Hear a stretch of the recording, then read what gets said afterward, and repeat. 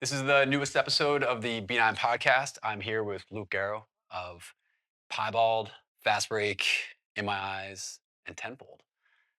We met in high school, I Mhm. think, probably um, back in the early 90s. And I mean, that's basically, I think actually you were in another band before that. Were you in Justified Front? I wasn't justified for I was Okay. I was hoping you wouldn't remember, but yes. Yes, I was in that band too, Yeah. yeah. Well, so the reason why I was excited to talk with you was because I feel like our uh, kind of like starts in music Mhm. were really at almost the exact same time, and I heard in an interview that you chose to play drums because one friend had already chosen guitar, another chose bass, and you're like, I guess I'm the drummer. Yeah. So Yeah. I had a tight group of friends. We actually got brought to our first show probably in '92 or '93 and got bit by the bug of we just want to be in a band. I think we went to the Boiler Room in what, New Britain or yeah, whatever yeah, that was. that was a And sketchy venue. that was a sketchy venue. And in hindsight, I can't believe my parents just let me jump in a car at whatever, 14 and jump Yeah. down there to a venue with other kids driving. Yeah, Craig got a guitar, and then Neil immediately got a guitar too. And so they were both playing. And, my parents were the lucky ones that got to have the drummer. But they were very supportive and immediately, yeah, went to Ricardo's in Yes. Glastonbury East Hartford line and got the only drum set they had in stock. And then within like probably the first month or so, we were up in front of people playing, like no idea how to play our instruments, but we're like, we just want to be in a band, we want to write music, and we just want to get up there and play. And And that was because you yeah, went to a place like Boiler Room, yeah, right? And you saw people I saw playing. bands. I saw how accessible it was. I saw how much fun everyone was having. And then I was like, and all these people kind of know each other too. Like, what is this scene where these people don't go to high school together or whatever, but they're all like tight and know each other? And the people I went with like uh, Jim Civitello, Oh, shit, yeah. I think drove us, or Jim Hammond, one of them, and Jay Bill was there with Yep. us and whatnot. And I'm like, they all know all these people here. This is so cool. And from there on out, I was just like, writing music, playing music, recording, like paying to record demos before we even knew how to play our instruments. Yeah. But that's it, and here we are. That was one of the things that I loved about, like, I mean, our high school in our town had in Glastonbury had so many people that were Mhm. into hardcore and punk, and it just kinda, like, spread from there, like, and also, like, to your point, you're 14 going and seeing hardcore bands at the Boiler Room. So last night, I actually took my daughter and her friend, they're both 14, to see hardcore punk bands in, like, some random, like, And the venue, cycle like keeps going. it just keeps going. It was cool because like it's funny. Having seen like Start Today last Yeah. summer in Boston, such a fun show. Like it's funny. Like here I am at 50, like seeing a show like that and being like, I know exactly how I felt when I was Yep. 17. And seeing that it's still happening. And like the show I went to last night, it was the exact same thing. There was like 60, 70 people, most of them under 21, and like they're like pig piling and singing along and covering hardcore bands, and one of them covered like Madball, and Yeah, another one, yeah. like one covered SSD Control, so that was very very cool. You've got like teenagers covering a band that put out a record in like 1982, and the cycle just continues to go. Yeah, the kids are all right, Yeah. I believe. So much like you, like I was in a similar situation where, you know, I didn't play an instrument. I didn't know how Mhm. I definitely didn't sing. And so I wanted to find a way to contribute as well. So I started Bridge Nine probably shortly after Tenfold started. Cause I mean, Tenfold Mhm. record came out in what, 95, 96, early I was gonna say 96? maybe recorded 95, came out in 96, something like that. Okay. No, you're probably the first one probably came out in 95. Yeah, because I think I started talking to you guys about doing that split 7 inch of Yeah. Small Fears sometime in 95, and then it Okay. came out like summer of 96, Yeah. I think. So, but Temple were short lived. You moved on to In My Eyes. Were you in Fast Break before In My Eyes or Yeah. I started playing in Fast Break probably in '95, I'm gonna say, or maybe '96. Their drummer Tyler uh, had a lot of hockey going on and to play. And That's rough Nude, for his parents. I mean, hockey and, like, yeah, drumming, hockey like, and the drums. 2 Talk most about expensive things to do as, like, the most as a equipment kid. ever in for sports and music. Fastbreak was playing a show at this skate park in Bristol, and I think I found out Pat was gonna like play drums or something, and Steve was gonna sing. I forgot what it was, but it was not Fastbreak proper. And Jeff, Geoff, Jeff Kenyon Yep. had the fast break, like I think he had like the Don't Stop Trying 7 inch or something like that. And I'm like, over and over, just listen to it over and over. And he put it on, and I learned 3 songs. Showed up to the show and was like, I mean, we were friends, and I Yeah. was like, hey guys, I can do like Behind and Don't Stop Trying and this song or whatever. And they're like, seriously? And I'm like, yeah.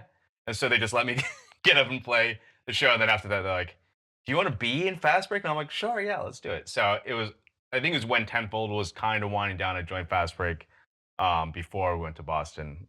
And we're probably a year and a half before we went to Boston. And then slowly but surely, everyone migrated, as we were talking about earlier. Like every Yeah. everyone we knew Everyone I eventually knew made it that to was, Boston. for the most part, that was into hardcore and punk and Glastonbury ended up in Boston, which Yeah. was why I chose to move to Boston because it was such a welcoming, like, I knew so many people, so it was, like, comfortable. Yeah, and where we were, you drove to Boston for shows, you drove to New York for shows, and I think something about it, probably because I met people like Sweet Pea and Anthony Pappalardo and stuff like that. So I'm like, I have friends in Boston. It's much more accessible. It just felt a little easier to like get into Boston and go to a show at the Middle East, whereas like the one time we played either Wetlands in New York or CBGB, I'm like, this is a lot more Yeah. difficult. This felt a lot more challenging Where to do I get in even here, park? and I'm a little scared. Yeah.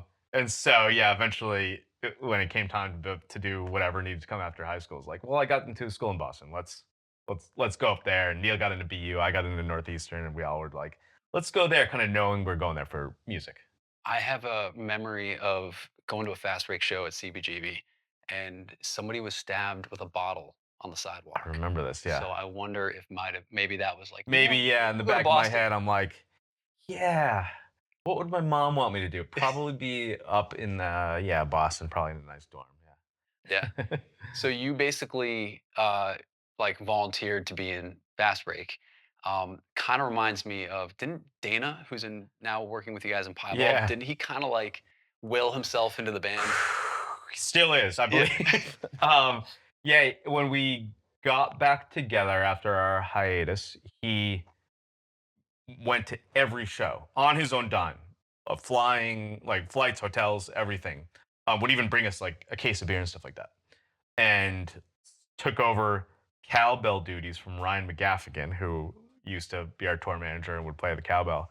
And so he just started jumping up on stage every night playing cowbell. And eventually we're like, you don't have to like fly, like pay for your own flights and get your own hotels. But you can stay with us, and you can get in our van and come with us. And he was like, this is awesome. And then now he's basically our de facto tour manager, social media manager, all that stuff, because we're not a super lucrative band, in case you didn't know that. But having someone like Dana, who's like a true champion, he literally is like I mean, he's a road dog too. our fifth member in that sense. He's like a hype man and whatnot. So we've had moments where we're playing festivals, and maybe some people know us, but maybe the whole crowd doesn't know us. And Dana, as that fifth person, can get up on stage and whip them into a frenzy and get people clapping during the right parts and all that stuff. And I'm like, that's really valuable. That's like our Mighty Mighty Boston's do it, or a Veil had Yeah. Bobo or whatever. Like, yeah, we got Dana. But you know what? That's, I think, the most important point of all that is, like, if you want to do something and you want to be in the mix, show up. Show Do up. something like volunteer. Initiative, audacity, Yeah. too.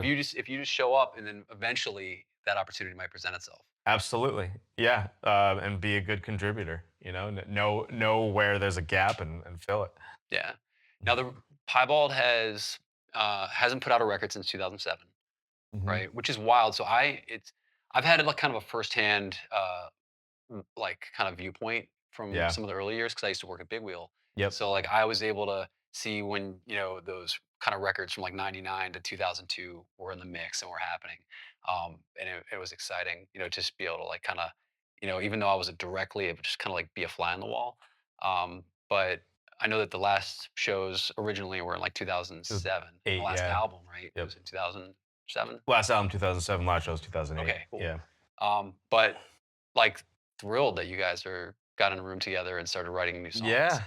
It was So all very organic too. I mean, we did those last shows in 2008, which in hindsight is funny. I'm like, I don't think bands need to really yeah, say that this is last shows. at this point, I it's a think at that, marketing thing. Like you have to yeah, like tell people we're not doing this again. And but it's such a game.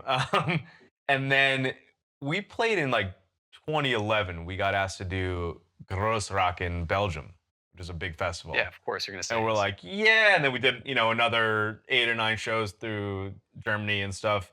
And then from there, there's probably a little bit of a break. Although with that, no, then we came back and did Bamboozle on both the East Coast and West Coast. That was probably 2012, 13, 14, I don't know, somewhere in that range. So we almost like never really had more than a few years off, and then started writing music in 2017 when we like really came back and did some like a big run of shows that were like we're like this is it, we're back. And it was all just like Travis writing songs, playing them for us, virtual demos, exactly how you would do it now, and it felt very like natural to us to be writing songs. We weren't forcing it. We didn't have a label that was like, you got a deadline, here's your budget, here's your deadline, hand over Yeah. the record, nothing like that. So we're just writing songs. We had no idea what they're for. Like eventually we were like, maybe we should just put them out ourselves. Maybe we put out 4 songs, like old school like punk EP, style, just like quick hit.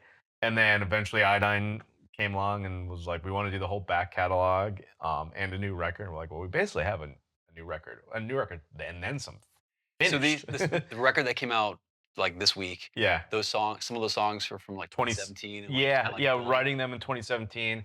First demos were recorded in 2019, and we're calling them demos as we did it. We actually ended up using some of them on the record because we're like, these demos sound awesome. We called them demos because we didn't have an idea of what they were going to be. So we're like, let's just track Yeah, and see what we can do with it. But yeah, it was all stuff that we did for over 7 8 years. it's and awesome. and I'm like, oh, I feel like it came together as a record though, even though it wasn't like written and recorded as a record. But It's kind of I'll tell you, pieced like, together.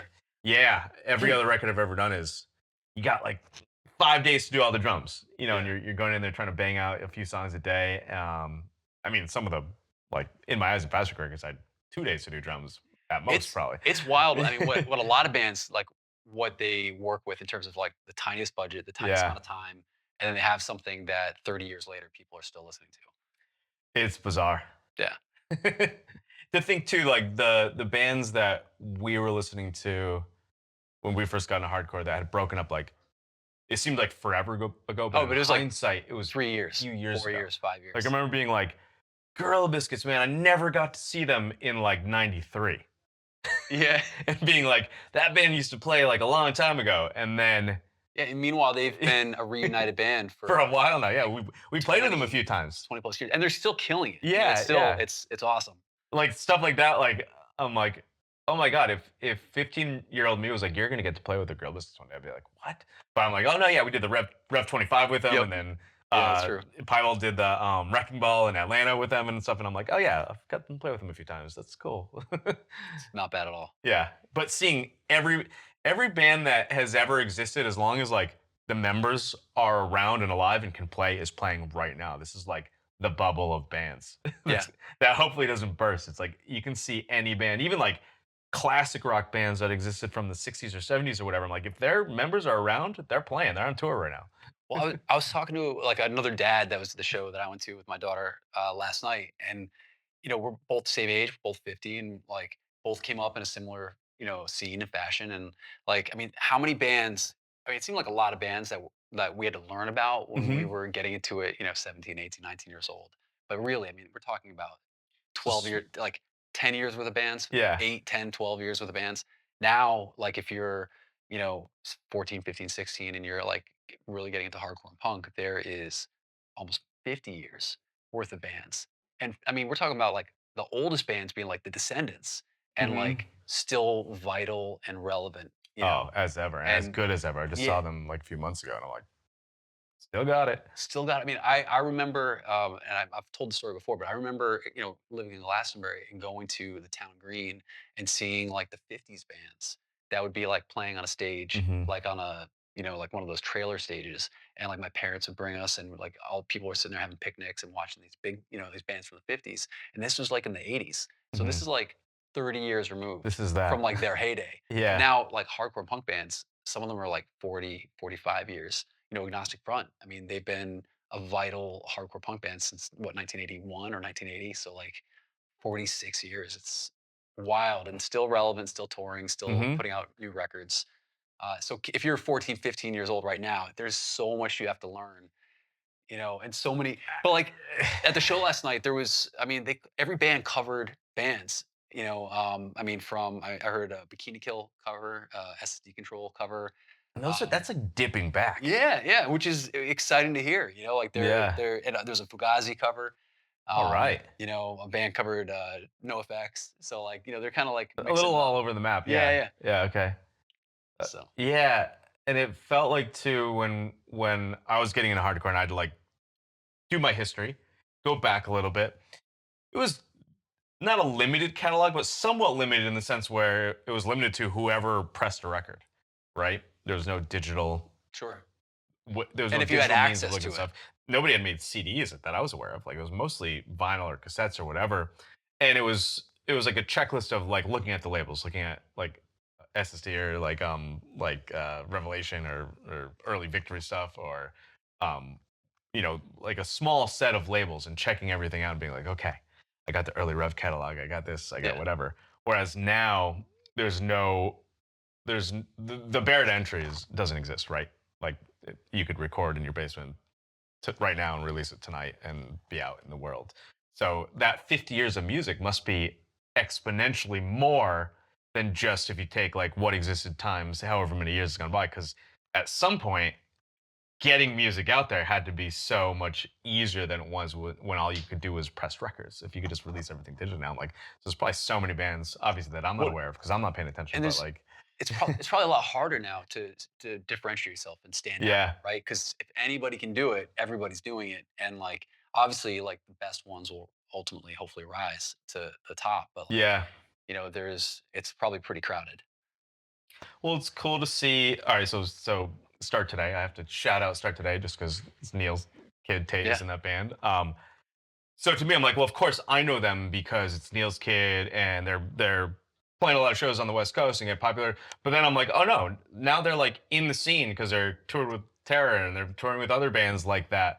I'm like, okay, so you do the right things, you do get to the top, or you do get that the level of awareness where I'm like, no, that's now a name people could say and be like, yeah, I at least have heard a song or seen them, or I'm generally aware that that's a band that exists. So I'm like, okay, there's a clear way. The playbook's the same. It's just a different time to do it. yeah, Mm, agreed. Well, yeah. I guess if there's anything for people to walk away with is get in the mix, get out there, meet people, Yep. you know, and just do your thing, Do yeah. J- Do the thing. and Do just the keep thing that every band before you has done. just keep Get doing out it. there and play. And yeah, yeah. Be positive. Be part of the community. Be part of the scene, and make your contribution known. Yeah. Awesome. Well, I guess we can end on that. But thank you very much. Psyched to see Piebald tonight upstairs in Bridge 9. Yeah, and check out our new record, Tales for the Rages. Out Just on came out. Iodine Yeah, Recordings. out on Iodine. It's our first record in a few years, but we're really proud of it. It's literally all bangers. It's us putting our blood, sweat, and tears out there for everyone.